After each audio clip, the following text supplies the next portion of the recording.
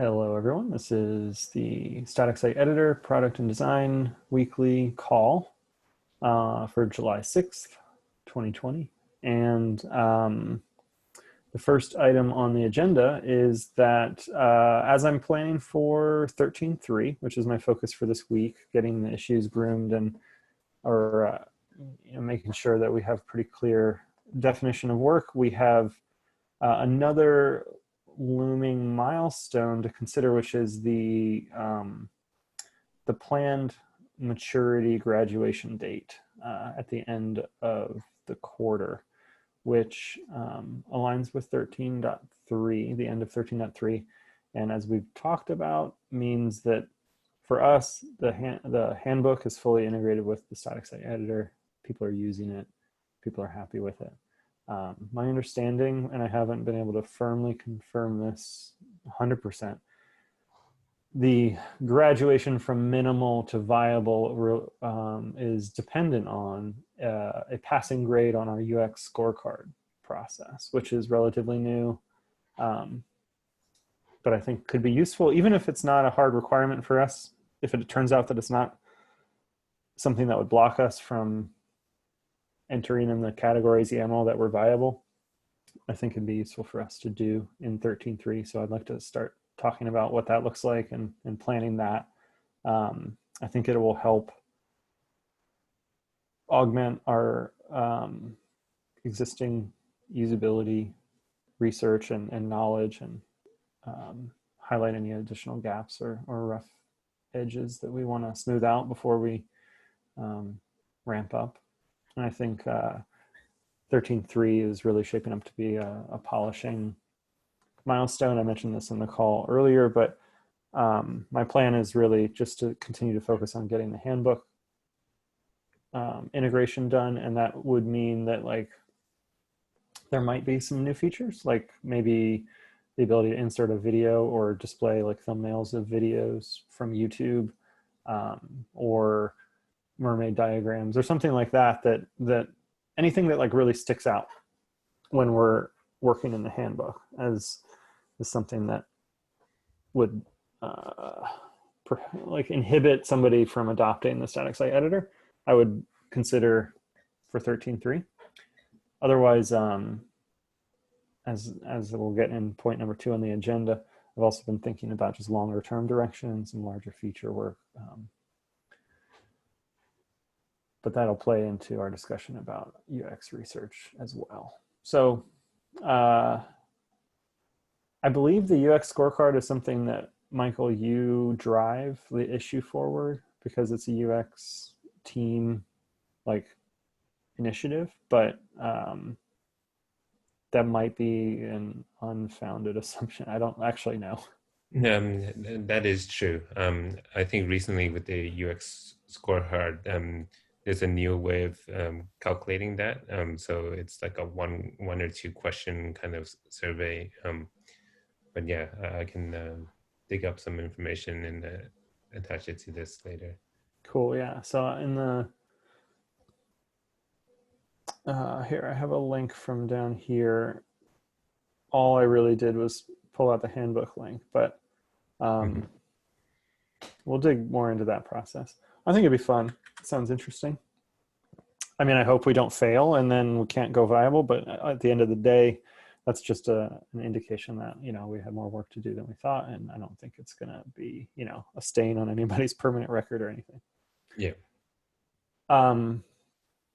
So the only other topic I had, and then we'll talk about UX research. Hopefully this will transition into it, but I spent a fair bit of time on Thursday and Friday trying to sketch out and diagram what's been in my head for a while, and what we've talked about in a lot of meetings, and what we've talked about in some issues and hinted at with longer term direction.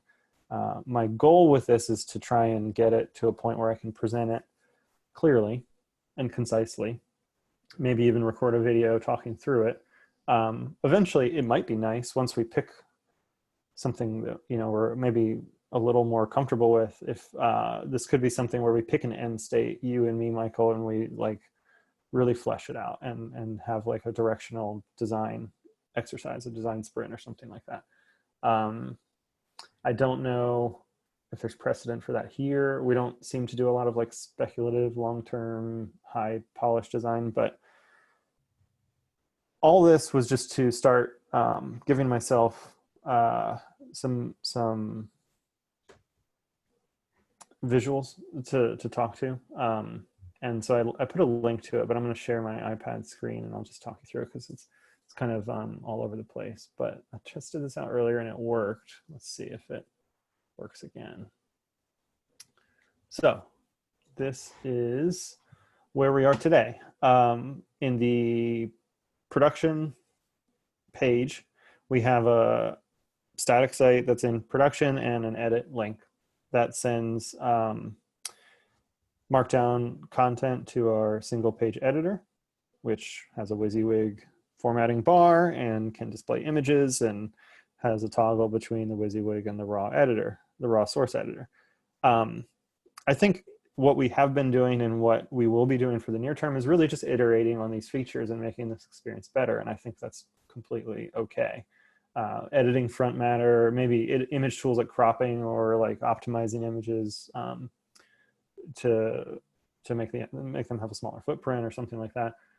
Inline media, maybe even things like a visual mermaid diagram editor or the ability to edit inline references to other files, includes or something like that. There's lots of ways we can take this with the ultimate goal to sort of negate the need for that raw source editor, as we've discussed. In my opinion, I think having the focus in the static site editor would be beneficial and reduce confusion. And then we already also know that one of the next things we need to work on, and this is per the UX usability feedback we had before, and also some of the research that, and exploration that's already been going on, but the sort of editing multiple pages workflow with the ability to pick up additional work on an existing MR you've already created, but still continue to work on that in the static site editor rather than this one and done kind of workflow we have now, which is very streamlined, but isn't really great for like coming back to work on something later or monitoring the status of your MR after you've submitted it. These diagrams are purely meant to be illustrative. They're not meant to be wireframes by any means. Like we don't actually need, you know, status lights on MRs or anything. But as we iterate towards experiences that might be more familiar, we could potentially find ourselves implementing a block editor or page builder, or maybe like page templates or something like that within this single page editor. I could see that happening where you could drag and drop and reorder content or insert new content between blocks. I think that's something we've all discussed, and it's something we could still do. Obviously, we would need to validate this direction. It's not set in stone, but same thing goes for previewing. We've discussed the potential need for very quick previewing using the production CSS. I should also preface this before I get into the next section that none of this is meant to imply that any of these steps would be easy or fast. There's a lot of significant work that would need to be done, and some of these might even be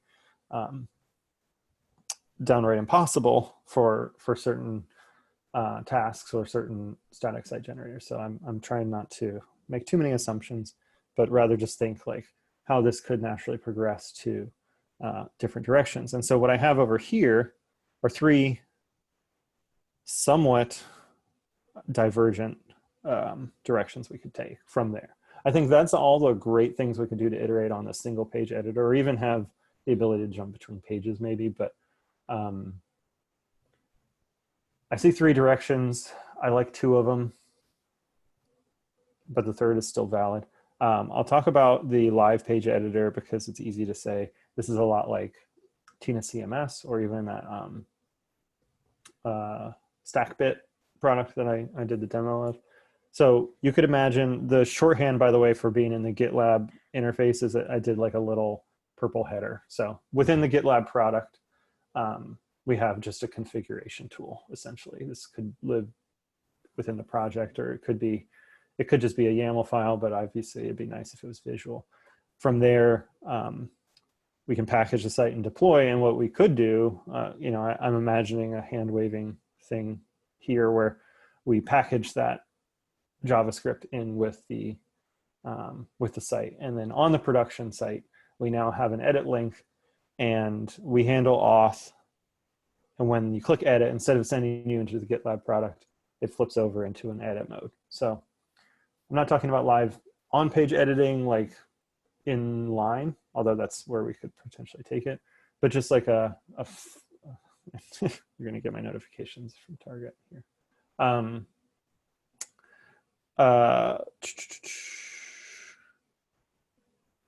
We would have the same experience roughly with the static site editor, but embedded on the live production site. And again, hand waving. And some environments this might not be possible.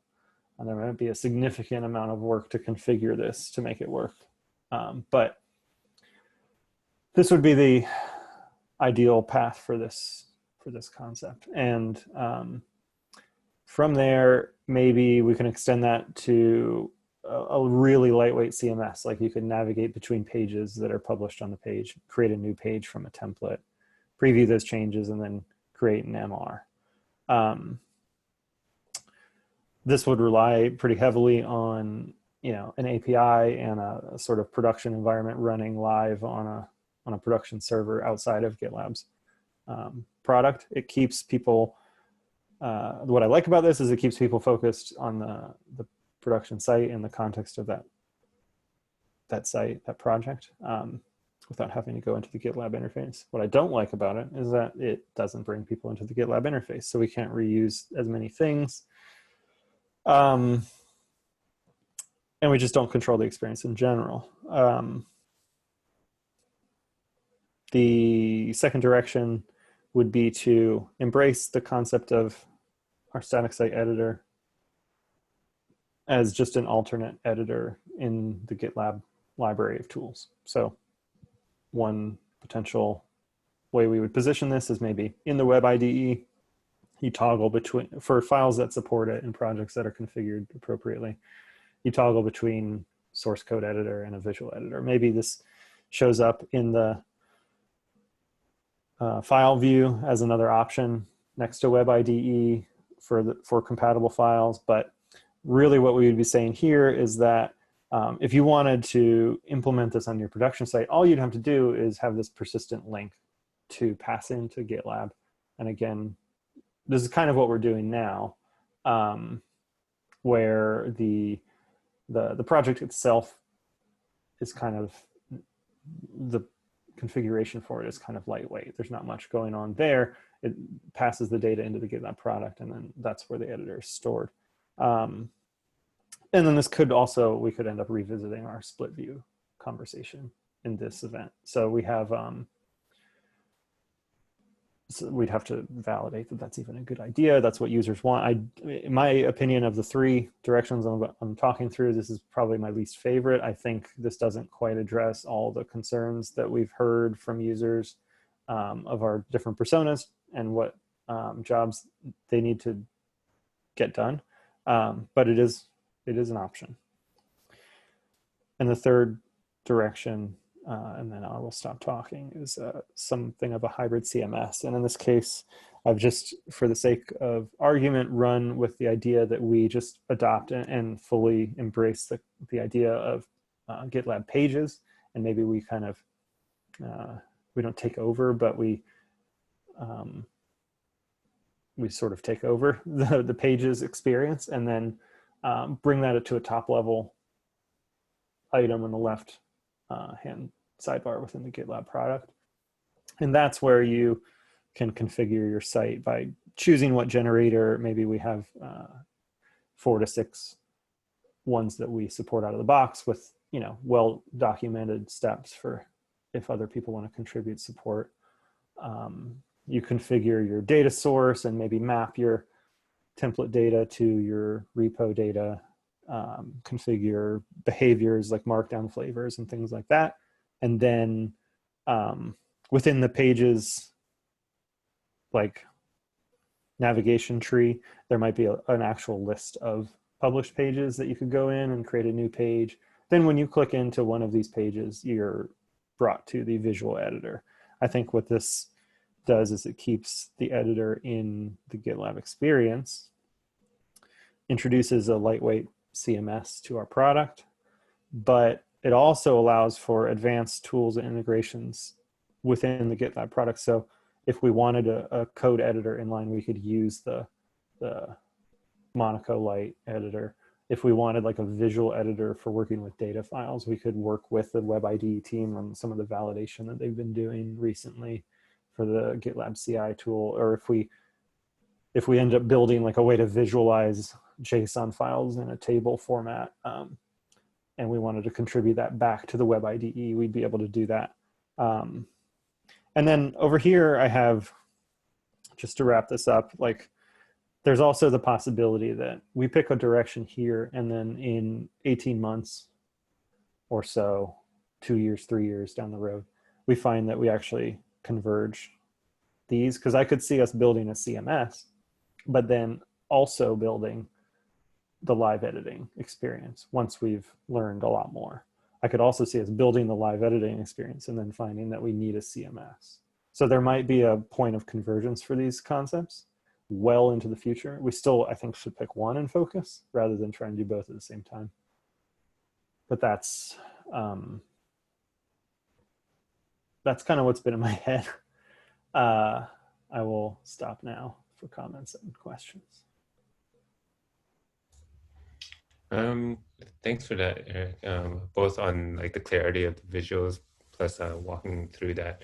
I think the items that you kind of highlighted map out well to like the upcoming UX research. I guess the one area that like I haven't started thinking about is the idea of like, do we need a CMS kind of interface to this whole thing? But things like a CMS has come up in the recent weeks, such as like scheduling posts and things like that, where at the moment the spirit of the static site generator is like get it live now versus like with a scheduling angle to it. So I think that's something that we probably need to understand the problem better, like, you know, because you can almost like pseudo get away around like seeing what things is in place by looking at your MRs that need to go through. But yeah, we probably need to do a little bit of something to see how much abstraction we need from that.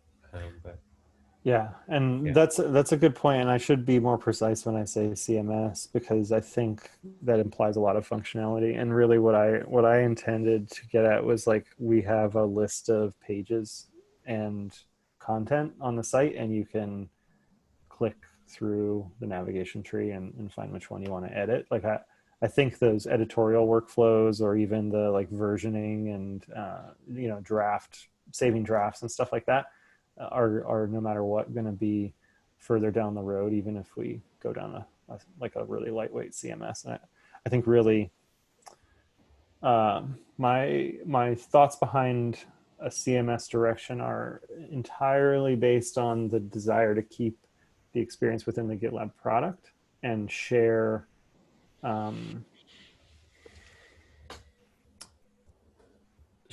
some of the more advanced features among our other groups and other feature areas. So like embracing snippets and the Web IDE, and rather than building something that's an either or, and then finding a way to, you know, simplify the file tree without necessarily hiding it completely.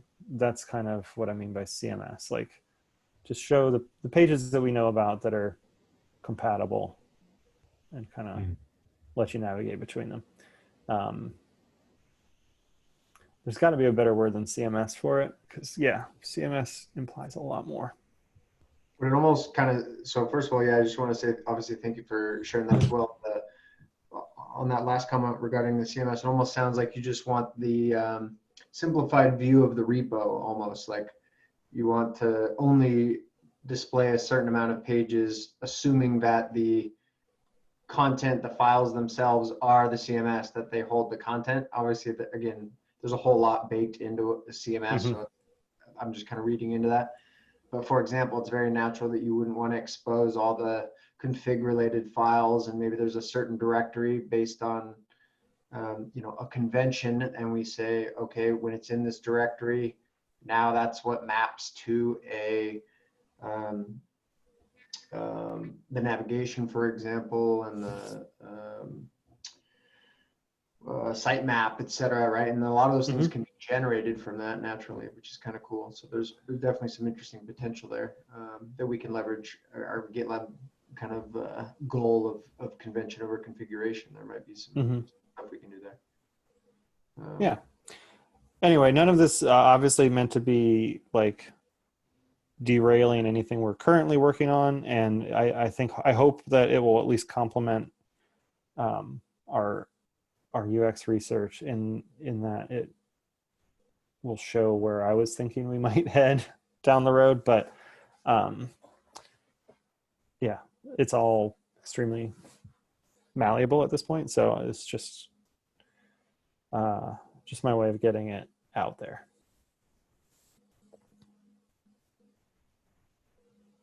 It's good advertising for an iPad and Yes. stylus. I've been eyeing one for a long time. I've been trying to do the same exercise in Figma with my tablet, and like Wacom tablet, and it's like not as good.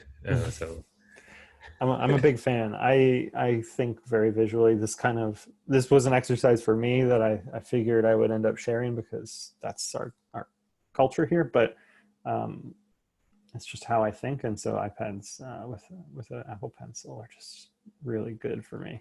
This is, yeah.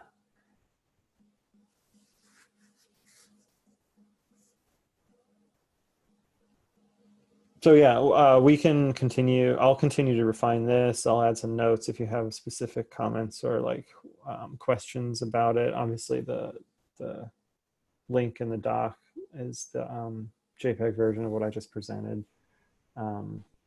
Maybe I'll start an issue. Maybe it's not ready yet for an issue. Maybe I'll start a doc that's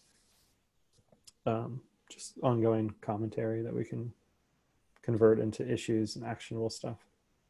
Cool.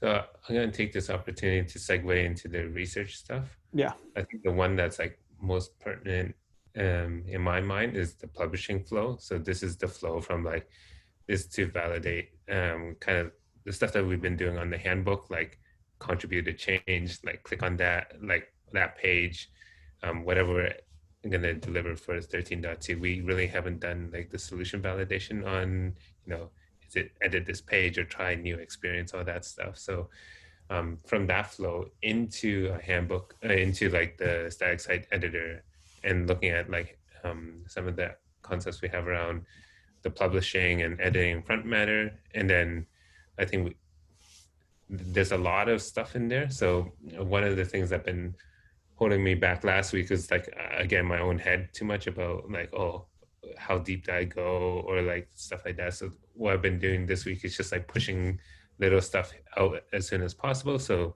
yesterday I made a little bit more progress on the screener that we want to have for the publishing flow, or like just a screener in general for static site editor stuff. So I tagged you on that. So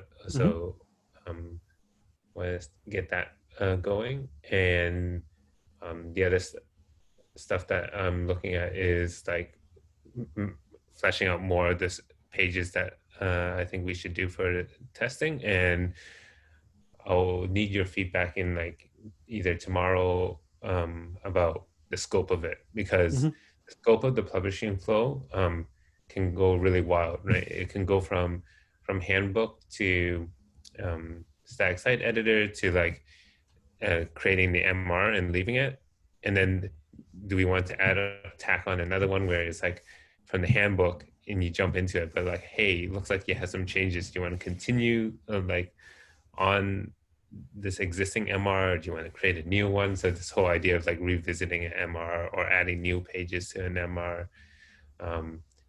But I think that's also important to like figure out, because that's like the next chunky bit that we would need to tackle. So I guess from a feedback standpoint, tomorrow, I'm I'm gonna try to get this out today so that you have tomorrow to take a look at it, or like tomorrow or Thursday, Yeah. is to look at that flow. I'm gonna also send it to my manager just to get his eyes on it, so that from a UX standpoint it looks good, so that we can get this moving by the end of the week. The other two research topics, the opportunity beyond the handbook and looking at the competitors and the editing experience itself. So like, how far we go down the block editing experience, or do we keep it GitLab specific to gain those advantages like you highlighted in your diagram, Eric? Those ones are like probably lower on my radar, but like they're still equally important. So I think we have a lot of stuff to flesh out. But I think for me, the publishing flow one is kind of like the one that's a blocker to the bigger picture for me. Yep, and That's I'll okay. I'll prioritize feedback on that as soon as you send it. So just let me know. Very cool. Awesome. Appreciate that. Mm-hmm.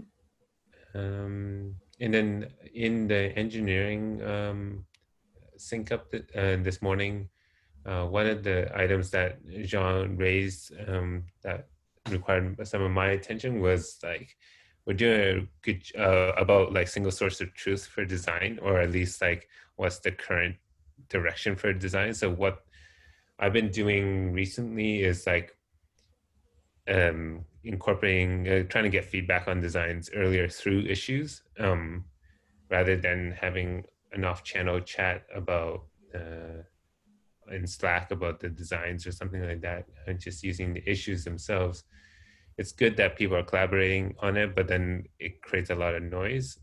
So one of the concerns was like, how do we know which one's the real one to follow, or like which one's the current direction on a concept? In our group right now, we use just the single issue for both UX and engineering work. And if we continue down this route, what I suggest is that in the description, it's up to me to like maintain like, this is the current kind of line of thought, and then finalize that up with the proper updated final designs once that's ready.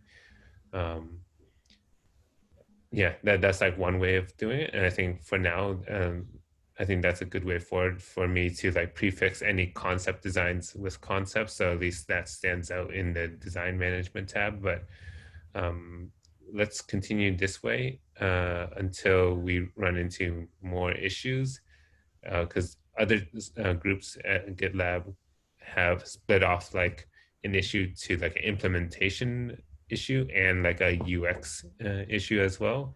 And this is something we talked about in the past as well, but I don't think we need to split it yet. And I think let's try for me to be more disciplined in my naming convention, and then we'll see if we run into any more hiccups or noise. Yeah, that sounds good, and I liked your comment about avoiding the final naming convention. I also have a meeting, just like a recurring meeting with the PM on design management, Kristen, and so I can give her that feedback and see if there's anything in the roadmap that she's working on. So I know that team is looking at improving that whole like uploading designs thing. So one of the things that's coming up is that tab might disappear soon, and they're trying to bring all those diagrams into like the main issue page, so that you don't need to toggle between the two different states back and forth. From my point, the one point that I keep on like nudging is like to always like select one as like the main design. So like if you have like 20 designs in there, like if you can star one or pin one to be like the current one, that would be ideal. But yeah. Cool. I'll share that feedback with her, and it sounds like they're working on it, obviously. Something that other people have run into, but that's a good point. And I think what I would want to do, just, it doesn't sound like you're advocating for this, but just to say that my stance on it is I would not I would not want to fall into the pattern of like requiring you to create like lengthy design specs for each issue or each feature that then get their own issue as like a source of documentation. I like the lightweight nature as long as it can work, that we've been doing, and keeping it in the issue. So if we can try and we'll keep this working and make it more clear, then I think that would be my preference too.